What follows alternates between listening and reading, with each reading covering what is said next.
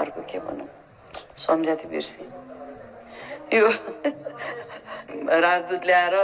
पठाउन सकिन्न एकदम लामो प्रोसेस छ तपाईहरु हामीहरु जसरी जनताले छानेर पठाउँछन् त्यस्तै पार्लियामेन्ट्री हियरिङ कमिटीले राजदूत छानेर पठाउने हो म चाहिँ यहाँ नेपालीको अभिभावक हो म आउँदिन भनेर उहाँ त्यही बस्नु भएको छ यत्रो कुखुराको खोर भन्दा सानो राजदूतावास अब अलमोस्ट 3,50,000 नेपाली पुगिसक्यो बस्ने ठाउँ पनि छैन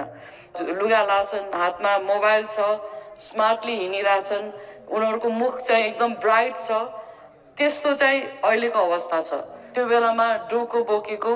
नाङ्लो पसलेहरु र खर्पन बोकेको खुट्टामा जुत्ता नभएको र च्यातेको लुगा लाएको र निन्याउरो मुख भएको कपाल पनि नकोरेको हाम्रो नागरिकहरु चाहिँ त्यही पुतली सडकमा मलाई देखेको याद छ अस्तिसम्म 2टा विदेशी नागरिकहरु चाहिँ अझ पनि हराएको